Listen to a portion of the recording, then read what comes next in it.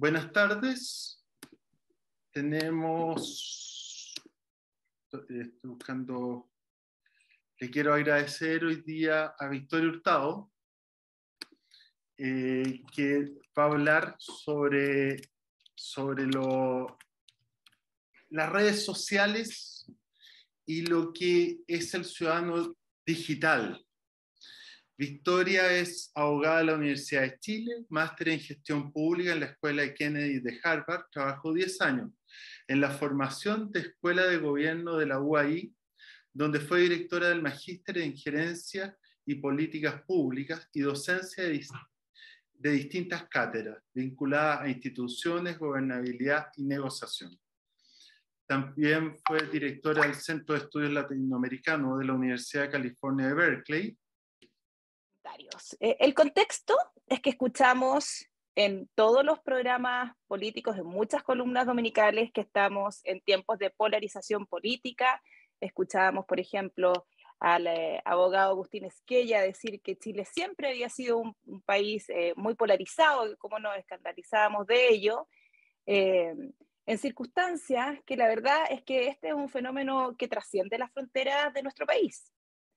Y eso es lo primero que quisiera establecer aquí. Lo que estamos conversando hoy día aquí es algo que está ocurriendo a nivel mundial, ¿ya?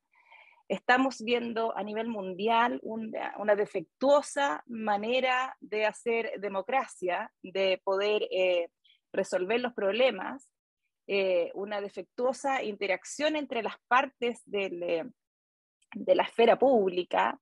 Se está naturalizando la violencia para resolver los problemas, se está naturalizando no solamente resolver los problemas en el fondo, sino que también hacerlo con malas formas.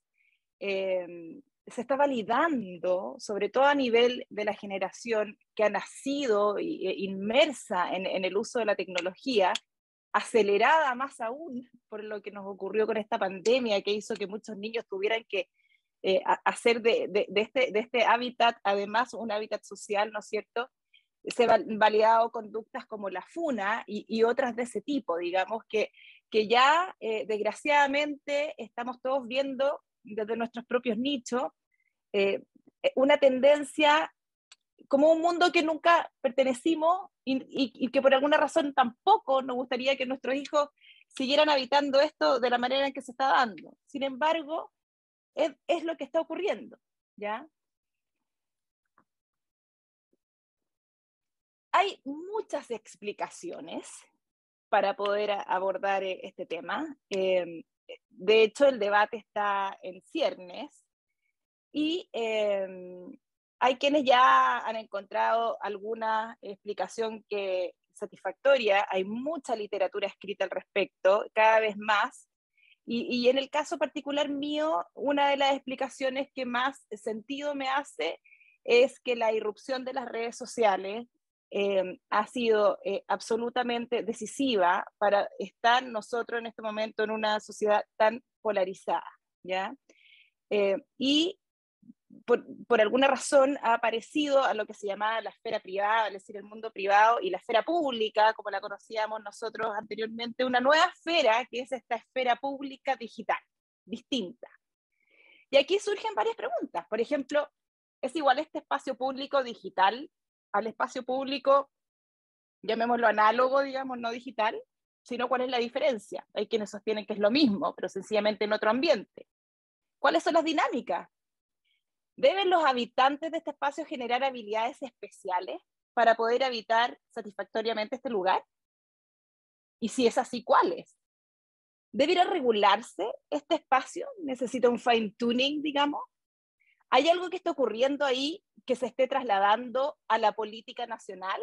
¿O es al revés? Estamos absorbiendo de lo que ocurre en la política nacional, ¿no es cierto?, a estos espacios digitales. La verdad es que la respuesta a todo esto no lo sabemos. Pero lo que sí sabemos es que este es un debate que está álgido, ¿ya? Y empezó alrededor del año 2016, por lo menos en mi caso aquí de hecho tengo el libro, lo busqué para mostrarse uno de los primeros textos, ¿no es cierto?, que se publica respecto a este tema, el de un periodista de la BBC, Jamie Bartlett, que después de hacer 6 capítulos respecto a lo que pasaba en Silicon Valley, termina de vuelta en su país escribiendo este libro que se llama Las personas versus la tecnología. Y luego dice, el Internet estuvo hecho para hacernos libres y no nos está haciendo libres, ¿ya?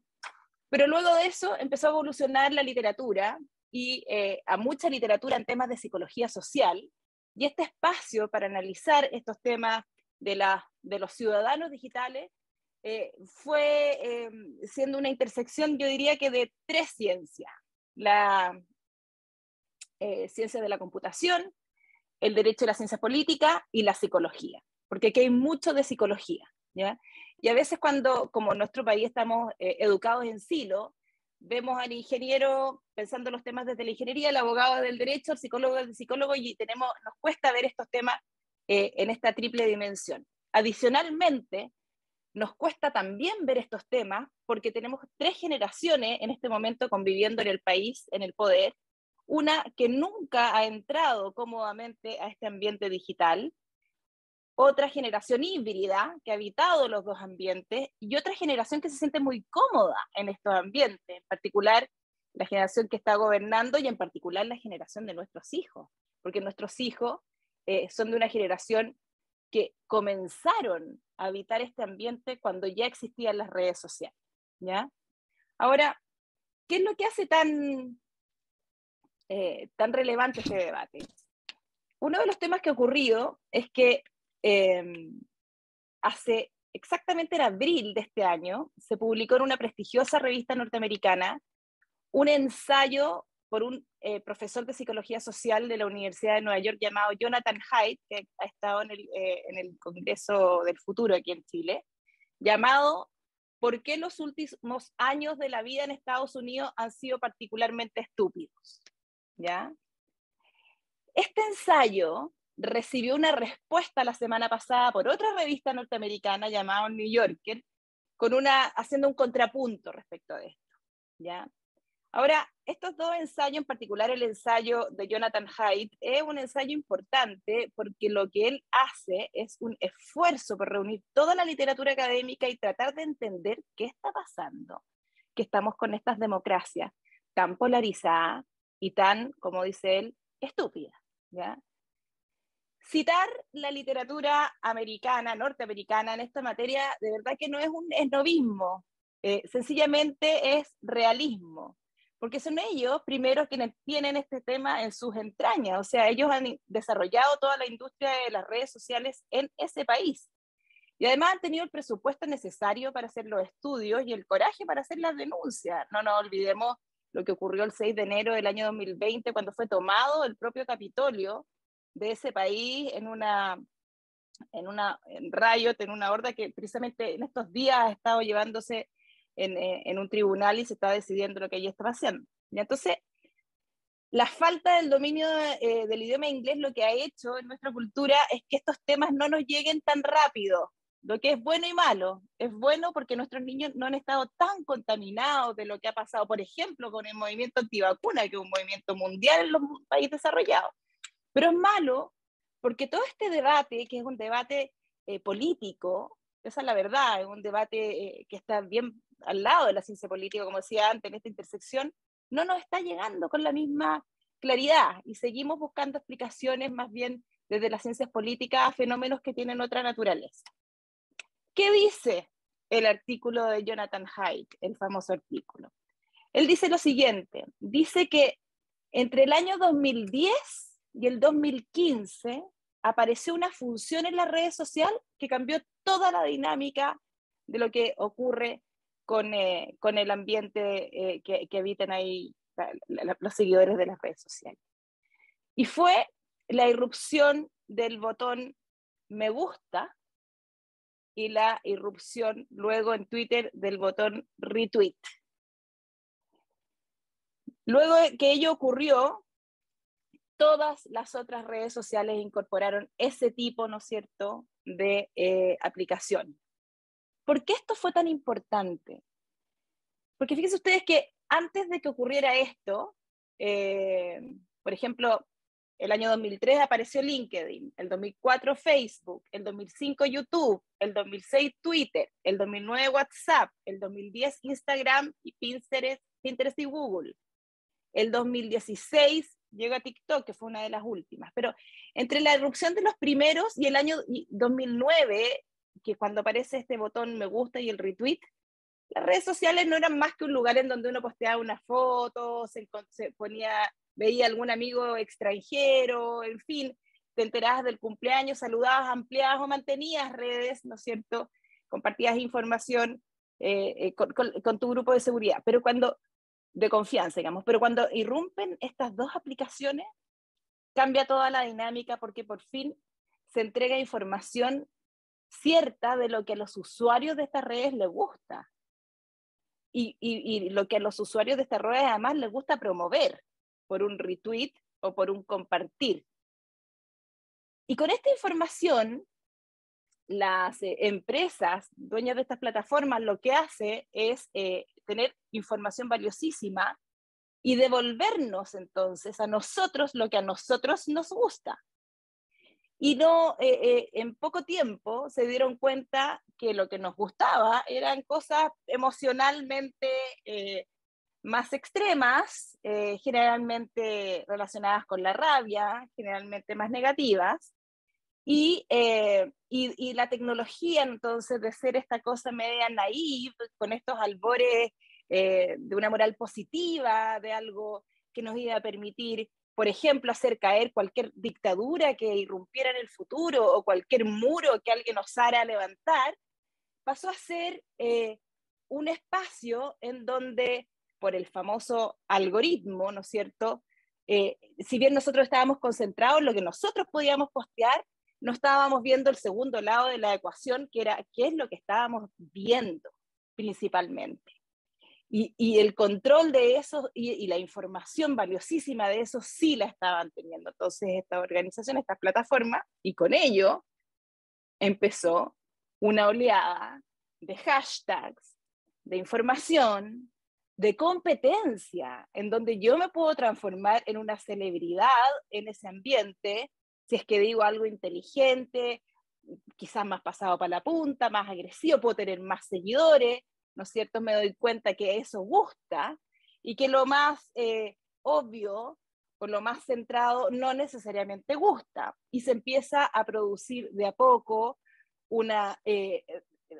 se empieza a rasgar, como quien dice, el tejido, el tradicional tejido social, y se empieza a polarizar hacia los extremos, ¿ya? Y empezamos a vivir en las llamadas burbujas o cuevas de conejo, que también se le llama, y cada uno, ¿no es cierto?, empieza a habitar un mundo fragmentado. Hay dos metáforas que hacen bastante sentido para entender de qué se trata esto y lo fuerte que ha sido. El mismo Haidt usa el concepto de la Torre de Babel, que me imagino que para todos los que están en este colegio alguna vez se enteraron de lo que se trataba, la famosa Torre de Babel, digamos, en donde estamos ya con la torre en el suelo y sin entendernos, porque no podemos construir esa torre, ¿ya? Y históricamente, en ciencia política, habían tres fuerzas esenciales para mantener unidas a los Estados-naciones y para permitir que las democracias fuesen exitosas. Una era el capital social, ¿no es cierto? El profesor Putnam se ha dedicado a estudiar eso, ese concepto de capital social viene a ser, por ejemplo, todo lo que nos permite relacionarnos, sobre todo en el ambiente análogo, estamos hablando de las juntas de vecinos, la orquesta en donde participamos, los equipos de fútbol, en fin, todo aquello que nos permite ser parte de un entorno más amplio que mi propio ser. Lo segundo es tener instituciones fuertes, y lo tercero es que las sociedades tengan un relato común. Pero con la caída de esta Torre de Babel, los tres aspectos se han visto erosionados. Y otra metáfora que usa otro autor que también me parece a mí bien ilustrativa es que en el fondo hemos tenido un espejo en el que nos mirábamos todo que se fracturó. Y ahora nos estamos mirando cada uno en nuestro pequeño espejo, que es nuestro pequeño mundo, ¿no es cierto?, de estas redes sociales por tanto, que ahora se tratan con esta nueva información que nosotros hemos dado ahí.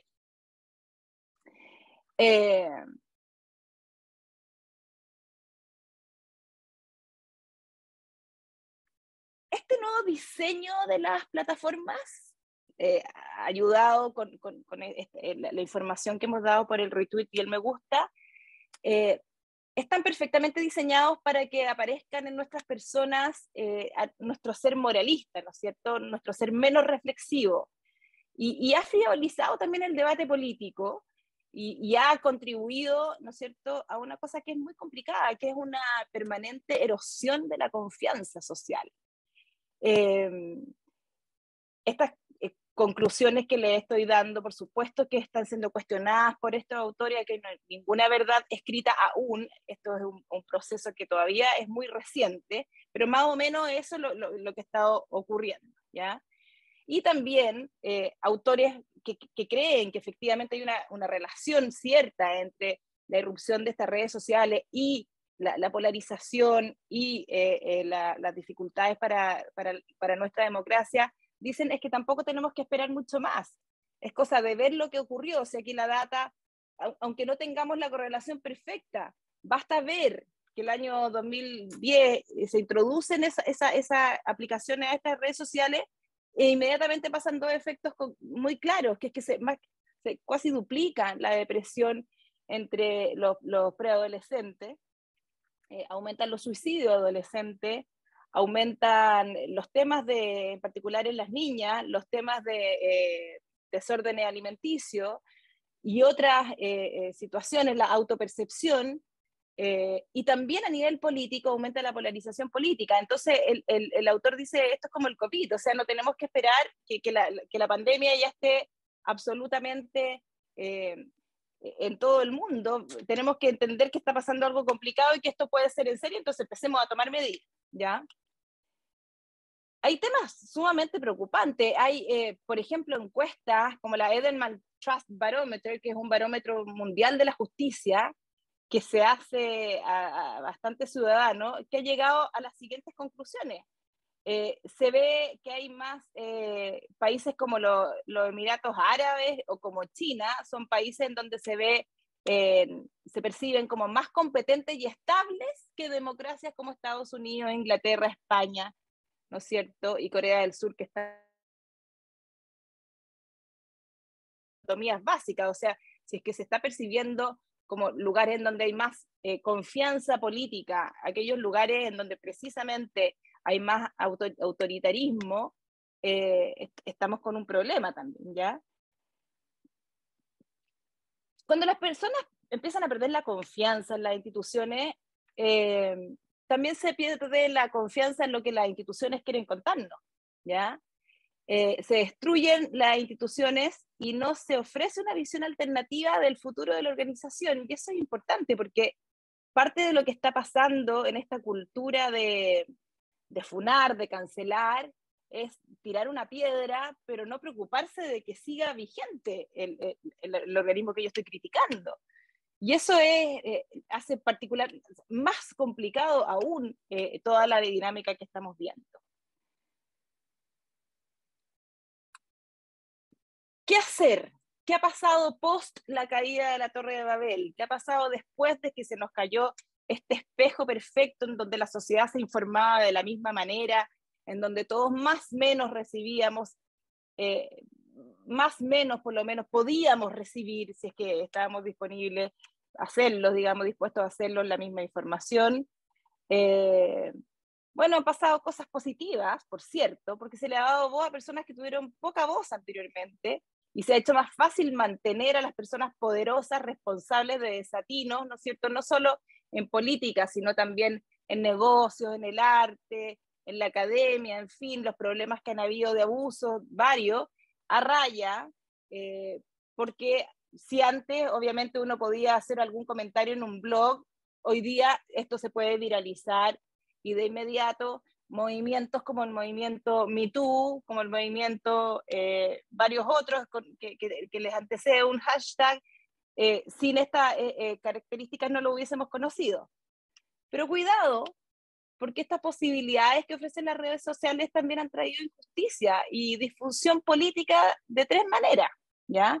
Si nosotros pensamos que las personas que tienen redes sociales, debido al retweet y al me gusta, tuviesen unos pequeños dardos, que es la metáfora que hace Jonathan Haidt en este artículo que le he citado, ocurren varias cosas interesantes relacionadas con las dinámicas más psicológicas de grupo, y una de ellas es que los dardos de las redes sociales le dan más poder a los que trolean, digamos, a los que cancelan, a los que funan, y silencian a los buenos ciudadanos, ¿ya? Entonces hay un pequeño grupo de personas en las redes sociales que están muy preocupadas de obtener estatus y están dispuestos a utilizar la agresión para conseguir eso, porque no les importa ser más agresivos. Pero ¿qué ocurre?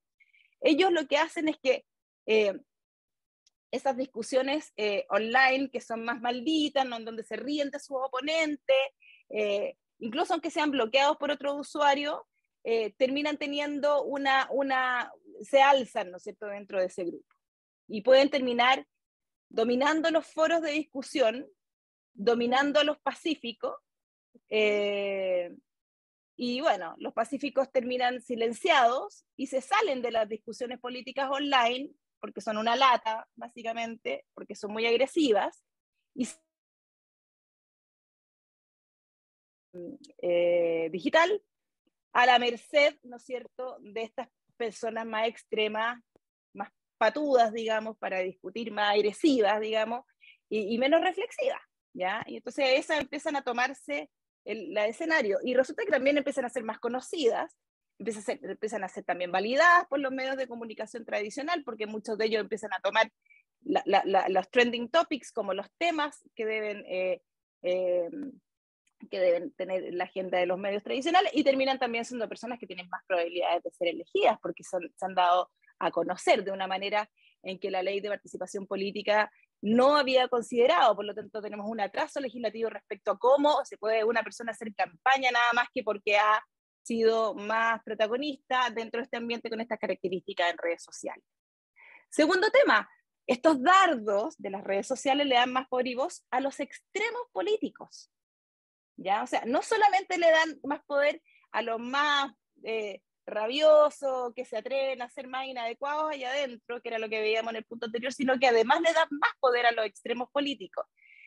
Y se ha hecho un estudio en Estados Unidos, un famoso estudio que se le ha llamado las tribus ocultas, entre el año 2017 y 2018, en donde se divide la sociedad en distintas tribus, y aquí este tipo de estudios no se ha hecho en este país, por lo tanto, como les decía al principio, todo esto está en proceso de desarrollo, puede que no ocurra lo mismo aquí, pero podríamos decir también que estos son temas que podrían de alguna manera asimilarse, porque ya son temas bastante globales, pero yo les digo esto para que tomen este estudio con beneficio de inventario, como decimos los abogados.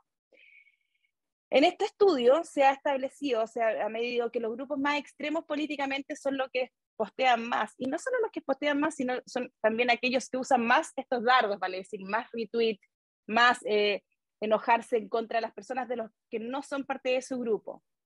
Pero no solamente atacan más a los otros grupos, los grupos extremos de derecha y de izquierda, sino que además atacan a las personas dentro de su grupo que osan tener una opinión distinta a la opinión del grupo, aunque sea una opinión matizada dentro del propio grupo, ¿ya? Por lo tanto, es un grupo que termina en una situación, en un permanente sesgo de confirmación, que no permiten por ningún motivo escuchar opiniones de otros grupos, atacan a quien ose decir algo que no le parezca a lo que domina el grupo, y además atacan permanentemente a los de los otros grupos. Y estos son los grupos dominantes en estos escenarios. Ahora, ustedes podrán decir, bueno, bienvenido al nuevo mundo, salió el genio de la botella, somos todos adultos, vivamos esto como corresponda, no nos metamos en esta tontera, en fin, podríamos cada uno tomarse esto con matices. Finalmente las redes sociales también tienen mucho positivo, imagino todos los emprendedores y emprendedoras que están escuchando algo han posteado en Instagram, y quién no se ha enterado de cosas buenas y positivas que hay en ese lugar. La primera de la lista en ponerme en ese tipo de opinión. Pero es que cuando empezamos a hablar de jóvenes y adolescentes, ya el tema se empieza a poner más delicado, ¿ya? Y aquí me gustaría entonces intentar pasar al otro extremo, al otro tema, digamos, y poder ir un poco cerrando esta conversación. Si nosotros entonces tenemos esta dinámica que ocurre dentro de las redes sociales, dominada por estos grupos, sumémosle también lo que ocurre con el tema de las funas. Cuando tenemos a los grupos alterados, porque estamos todos alterados todo el día viendo las redes, porque el algoritmo ya sabe lo que a mí me gusta, que son cosas que generalmente son más extremas, y entonces me manda más de esa información. Veo más de ello, estoy alterada. Muchas personas se enfrascan en una dinámica de mucha discusión, tienen miedo, no hablan, están silenciados, por lo que les decía en el punto anterior. ¿Y qué ocurre? De repente aparece una funa, un hashtag en contra de alguien. Y ocurre lo que ha sido reinterpretado, rescatando un antropólogo francés famoso que se llama René Girard, que fue profesor en Stanford, que se dedicó a estudiar las culturas del sacrificio, murió en el año 2016, pero ha sido rescatado por este tipo de argumento. Los jóvenes y las personas que siguen la funa empiezan a sentir una falsa sensación de paz. Por fin me estoy uniendo en este ambiente adverso en el que estoy a algo común. Aunque no sea yo la Juana de Arco de la causa, la primera, porque puedo ser la primera, que ya estoy pagando los costos de estar ahí, pero los que están sumándose a mi causa, digamos, son personas que a lo mejor no están ni tan convencidos de que esa persona era funable o cancelable.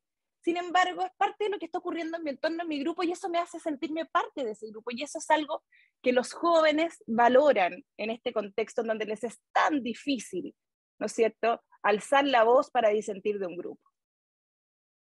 Más grave es aún este problema cuando se transforma en el nuevo tribunal, cuando empezamos entonces a hacer de esto, ya no por jóvenes, sino que por adultos, una cacería de brujas, en donde una persona que ni siquiera sabemos si es o no responsable de algún tema, por alguna palabra que dijo, por algo que escribió, etcétera, termina siendo cancelado, a veces injustamente, perdiendo el trabajo, en situaciones, y a veces también con pensamientos suicidas y riesgo por haber sido absolutamente cancelado o marginado por esta cultura en la que estamos.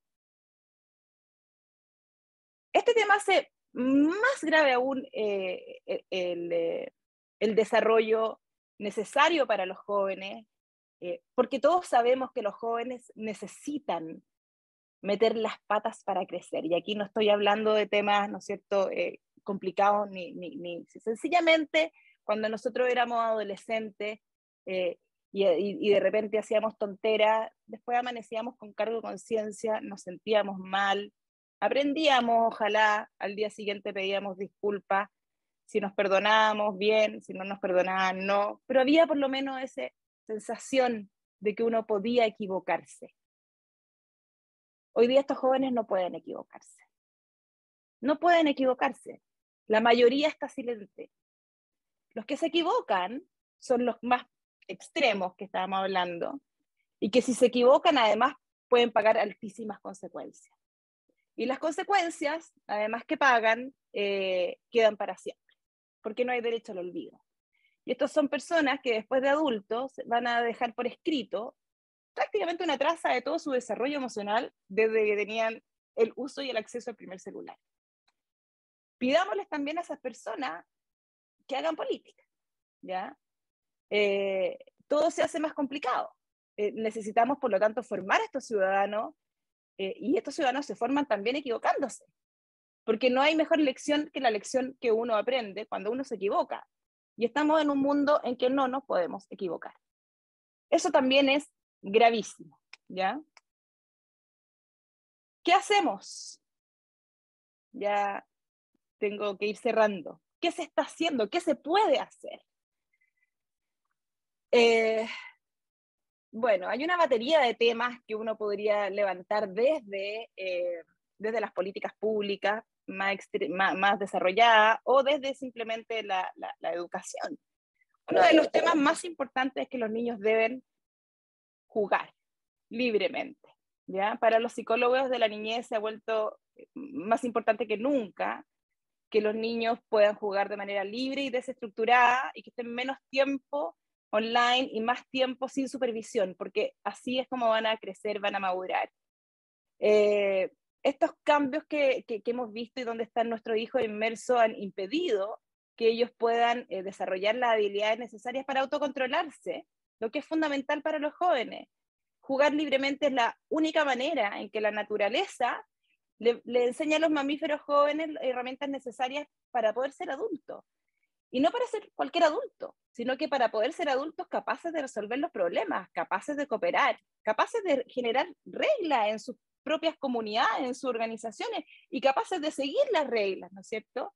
De comprometerse, cumplir los compromisos, aceptar las derrotas, todo eso se consigue jugando, ¿ya?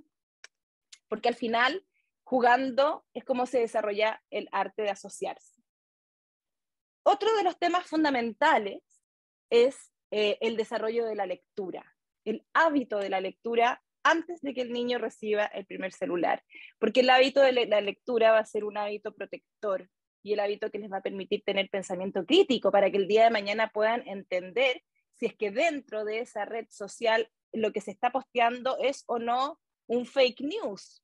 Para poder tener eso, que además esto va a ser cada día más difícil de poder resolver, van a tener que tener acceso a ese tipo de conocimientos. En los colegios que están más avanzados en esto, en Estados Unidos, en Washington en particular, que me ha tocado ver dos, por ejemplo, tienen un curso en donde se dedican a ver fake news, a distinguir, a saber, esta sería una información que usted reenviaría o no, esta es una información que usted considera que debiera, ¿cómo le contestaría a una persona que le manda este WhatsApp en un grupo de tal naturaleza? O sea, un poquitito de desarrollo como de olfato respecto a cómo comportarnos en ese ambiente, en un ambiente que nunca a nuestros hijos le hemos enseñado, cómo hay que comportarse. Nosotros mismos aprendimos intuitivamente, ¿no es cierto? Entonces, ese tema. Tercero, ampliar el concepto de la educación cívica. Y ya no solamente pensar en como lo que nos enseñaban a nosotros, yo recuerdo que nos enseñaban a hacer cheques en educación cívica. ¿Ya? La educación cívica ya no está enseñándose en los colegios y ahora hay una necesidad profunda de que se vuelva a enseñar, pero agregar a la enseñanza de la educación cívica a las redes sociales, cómo se habitan este espacio público digital y a manejar conceptos básicos de psicología social, que está completamente relacionado, como lo conversábamos previamente. Vale decir, los jóvenes deben aprender a entender las dinámicas de los grupos. Entender, por ejemplo, que de repente hay que alzar la voz en un grupo. De repente tiene que ser él el que no quiera seguir en este sesgo de confirmación y quiera traer información nueva y tenga que tener la personalidad para hacerlo. San Ignacio de Loyola fue, y los jesuitas en Sudamérica, uno de los temas que desarrollaron y que instalaron aquí fue el libre albedrío. Es precisamente a ese libre albedrío al que hay que apelar, a no tener miedo de estar en desacuerdo, a no tener miedo de no sumarse a la funa, de no provocar la funa, a no tener miedo de levantar la voz y decir, ¿sabes qué? Yo creo en el principio de inocencia. Por mucho que se diga lo que se diga, yo creo en el principio de inocencia, ¿ya? Entonces, todas esas habilidades que pasan por hacer gala, digamos, de una racionalidad, de un espíritu crítico, de una posibilidad de disentir, entendiendo que se pagan costos en psicología social cuando uno disiente de los grupos, particularmente de los grupos cohesionados en que se produce pensamiento grupal. Es fundamental que los jóvenes tengan el conocimiento y la capacidad de poder desenvolverse bien ahí. Otro de los temas que se está pidiendo, que se está haciendo, es soltar los teléfonos, ¿ya?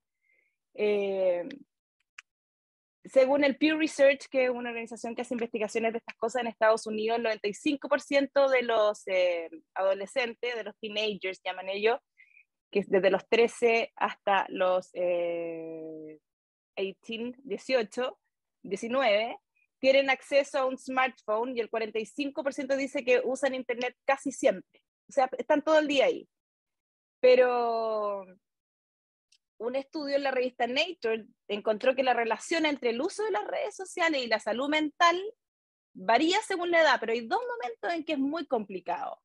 Uno es la preadolescencia, digamos entre los 11 y 13 años, y otro nuevamente es a los 19 años, ¿ya?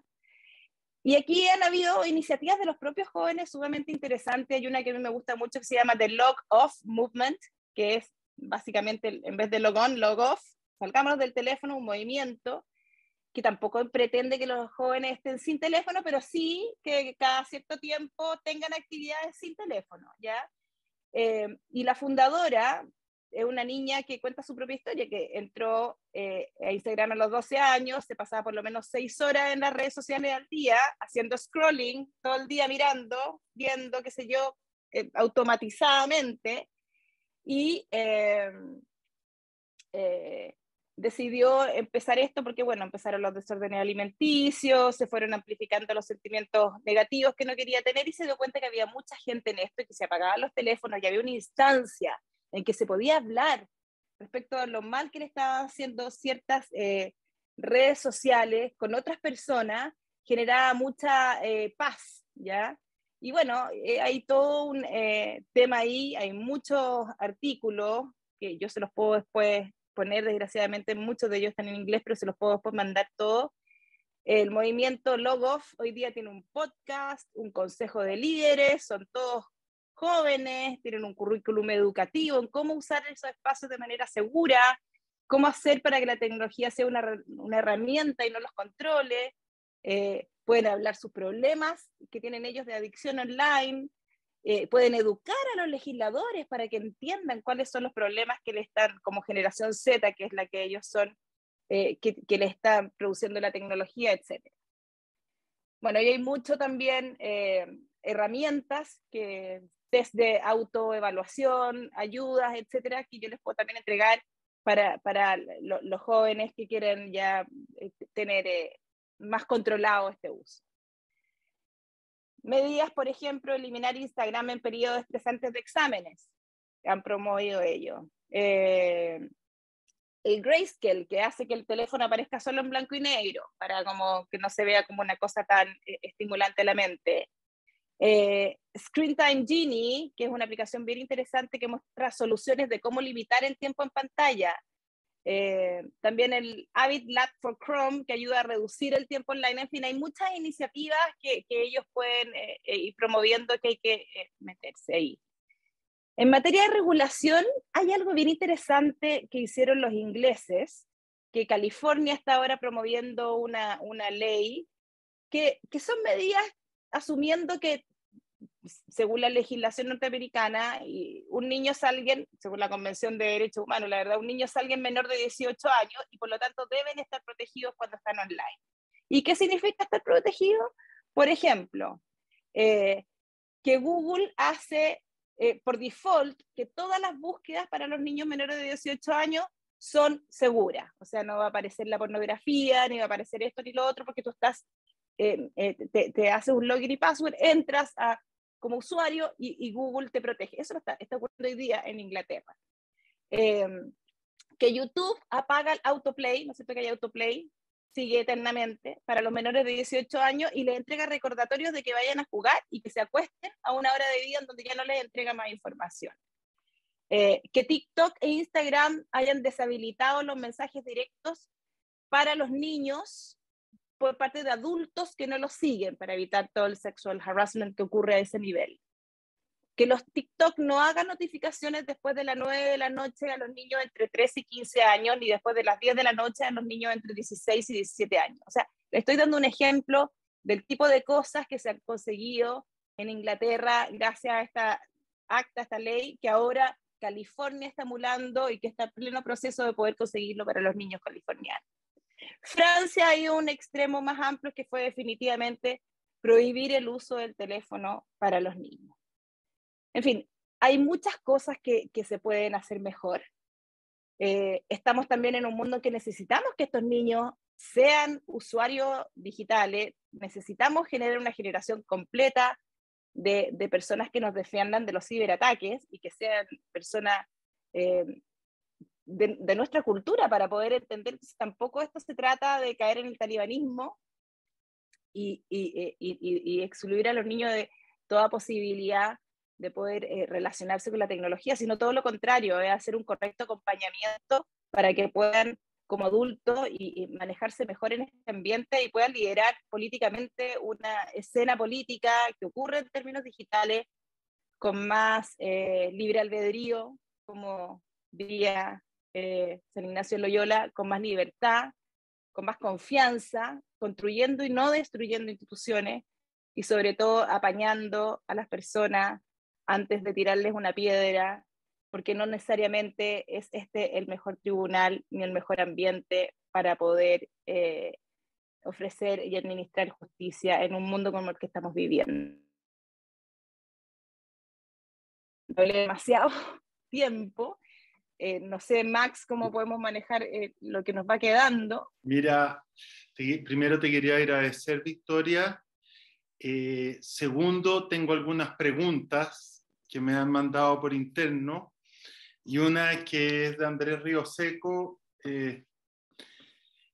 que está con niños, entonces me dice que por favor la lea. Dice, llegará un momento en que la forma que usemos los celulares nos parecerá tan absurdo como hoy nos parece fumar en un avión. No soy pitoniza para la familia Río Seco, pero ¿saben lo que sí apareció como ejemplo? Cuando se habla de lo que está pasando ahora, se ha tomado como ejemplo lo que pasó con el cigarro antes, por ejemplo, que no hacía daño, hasta que de repente empezó a aparecer la campaña de que si hace daño, hace daño, hace daño, y hoy día ya es un tema como que no, que no es tan aceptable. Entonces yo creo que va a pasar, no sabemos exactamente qué va a pasar en el futuro, pero sí sabemos lo que ha pasado en el pasado con otros temas que fueron naturalizados, que entraron libremente, que después nos fuimos dando cuenta con el tiempo que generaban ciertos problemas. Yo creo que se nos viene en tiempo, a ver, yo creo que estamos en un momento, en un paréntesis, en que entramos a este mundo sin ninguna regulación y recién lo estamos entendiendo y estamos midiendo las consecuencias. El genio no va a volver a la botella, pero sí yo creo que lo podemos hacer infinitamente mejor, sobre todo si tenemos, si somos responsables y si podemos acceder a la información necesaria para hacerlo mejor. Yo creo que esto es una causa necesaria. Y Victoria, nosotros, o tú hablaste de Instagram y de Facebook principalmente, pero existen una infinidad de redes que hoy por hoy están bastante más segmentadas. ¿Le hará mejor a la población del mundo tener más redes, abrirse a más redes, o le hará peor? O sea, ¿habrá mejor que exista un Reddit, que exista un 4chan, que existan otras redes? Bueno, lo que pasa ahí, por supuesto que mientras más distribuido esté el mundo en más diversidad de redes, ojalá buenas redes, porque hay buenas redes que están asomando mejor, porque parte del problema que hay aquí es precisamente que son la llamada economía en red, o sea, esas redes valen porque estamos todos en esa red. Yo no quiero meterme a un lugar donde no voy a tener a ningún amigo, ese lugar no me interesa. Y pasa otra cosa relacionado con eso que también es interesante. Si tú quieres, por ejemplo, establecer una política en un curso de decir, ¿sabes qué? O si yo soy una mamá que no quiero que mi hijo use Instagram o acceda a esa red hasta cierta edad, siempre aparece el argumento, bueno, pero todos mis amigos están ahí. ¿Cómo voy a yo excluir a mi hijo de su vida social, particularmente ahora que venimos saliendo de una pandemia en donde lo social ocurrió en ese ambiente? O sea, hay un miedo a quedarte fuera, ¿ya? De ese hábitat, que es tremendo. O sea, entonces, para que esta política funcione, no es llegar y decirle a tu hijo, ya, te quedas sin el teléfono porque le estás quitando la vida social. Hay que hacer algo un poco más organizado a nivel de la institución. Y tampoco es tan fácil, porque tampoco es llegar y decir, bueno, a partir de mañana vamos a ir a los cestos básicos y les vamos a quitar a todos los teléfonos, porque no va a poder funcionar así. Yo creo que es mucho más razonable decir a partir del próximo año, las personas que quieran acceder a este colegio, así como acceden a ciertas características de algún tipo, van a tener que saber que en materia de redes sociales el colegio también va a poder ir dando ciertas directrices. O sea, esto es un tema que tiene un desarrollo a largo plazo, ¿ya? Porque Y otro tema, además del miedo de quedarme afuera socialmente, que genera tanta ansiedad en estos jóvenes, ocurre que también si yo les quito el teléfono y los castigo sin el teléfono, o le digo ya, no vas a ver el teléfono de tal hora a tal hora, no necesariamente voy a dejarlo lo voy a desintoxicar de estas redes sociales, porque el niño si posteó algo a las 3 de la tarde, yo le quito el teléfono a las 3 y media, está toda la tarde pensando en lo que le contestaron a ese posteo. No está desconectado, sigue conectado. O sea, no tener esto no necesariamente me va a desconectar de este mundo, ¿ya? Entonces, hay un hábitat, hay un ambiente ahí muy complejo, que no necesariamente se corta por arbitrariedades así nomás que uno quiere imponer sin perjuicio que tengamos muchas ganas de hacerlo. Hay que entender también cómo operan esas otras dinámicas. Y sobre eso, tengo una pregunta. ¿Cuándo uno debe o puede, como padre, revisar el uso de redes y mirar lo que hablan, lo que ven, que en otros actividades que en otros tiempos se hubiera tenido como padre? O sea, uno como padre en otros tiempos se hubiese ingresado nomás a las redes de los hijos, pero ahora da la sensación de que eso es casi violar su intimidad. Y ellos lo plantean así generalmente. Mira, pasa una cosa interesante, las regulaciones que existen desde Silicon Valley respecto a la edad en que estos menores se pueden meter, dice, a partir de los 13 años. Ahora, esa edad de 13 años es una edad absolutamente arbitraria que viene de la Children's Protection Act, que es del año 90, antes de que aparecieran las redes sociales, por otros temas. Entonces, esa edad no es una edad que ha sido pensada para las redes sociales. Sencillamente las redes sociales aparecen y se montan en esas restricciones que vinieron con anticipación. Por lo tanto, no es raro ver, por ejemplo, en esos ambientes que a los niños les están entregando los teléfonos a los 16 años. ¿Ya? Mira, como no nos hemos puesto de acuerdo como sociedad, ni como instituciones, ni como colegio, y esto tiene que ser un acuerdo transversal, porque si no, no funciona bien, porque no quiero que mi hijo sea el único que quede con angustia porque no sabe lo que está pasando en su vida social. Si uno se pusiera de acuerdo en esto, lo que querría hacer es, ojalá poder postergar lo más posible el acceso a este tipo de redes sociales. Ojalá a los 16 años, que es lo que se está abogando en algunos lugares. Ojalá que en algunos ambientes los niños tengan la posibilidad de cortar. Ojalá que se les haga clases de cómo hacerlo bien o mal, que se hable de esta adicción, que se verbalice, no se les diga solamente que son unos ratas, como se les dice a lo que están todo el día así con el celular, sino que además se verbalice este tema, ya desde otra perspectiva.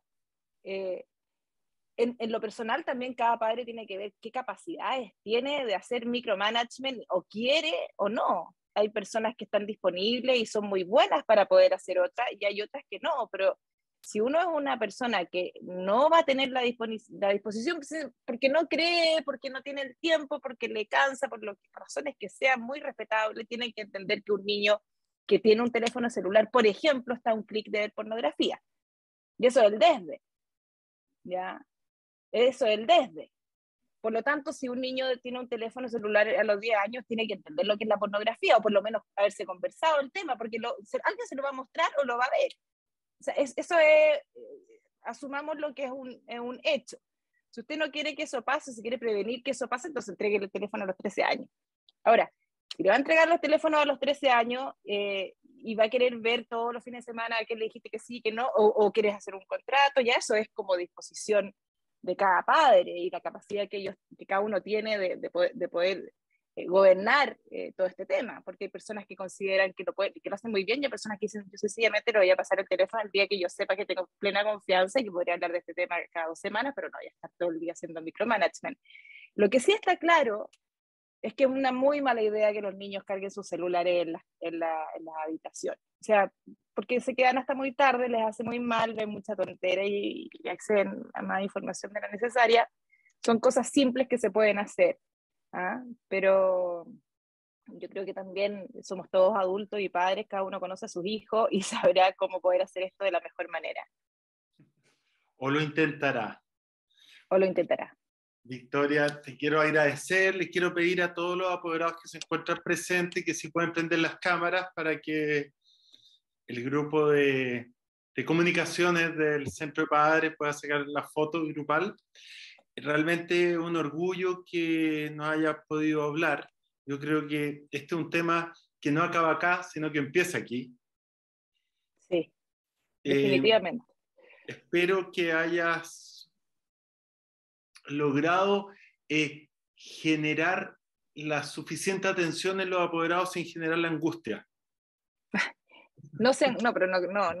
Yo creo que la peor angustia es la que podemos tener todos al pensar que el país está pasando por una crisis de gobernabilidad, de democracia, de que no nos podemos entender, de polarización. Y este tipo de conversaciones precisamente lo que hacen es poder ir acercando posiciones y poder ayudarnos en esto. Así que la angustia, ojalá que la hayamos podido dejar un poco de lado y pongamos un poquito de esperanza. Al final esto van a ser los temas que nos va a tocar conversar y de verdad agradezco montones haber tenido la posibilidad de hacerlo en este espacio protegido y con los queridos ignacianos. Muchas gracias, Victoria, y les agradezco a todos los que participaron. Nos encontraremos en un próximo martes de encuentro en vacaciones de invierno. En las largas vacaciones. En las largas vacaciones de invierno. Adelantando este periodo, efectivamente. Muchas Sí. gracias.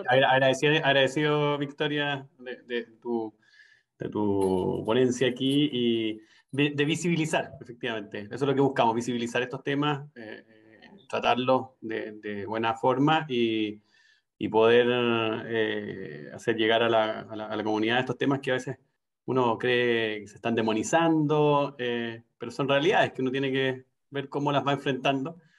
Y bueno, mal que mal, hace poco tuvimos también ahí todo un tema de trabajo con el CASI, con el Centro de Alumnos de Colegio, que está ahí generando una actividad también de juego,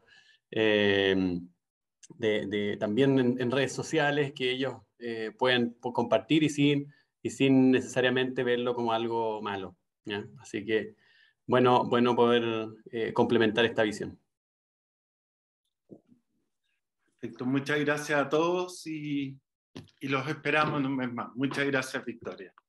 Gracias. Saludos, muchas gracias. Que les vaya bien. Muy bien. Chao, Rosario. Chao.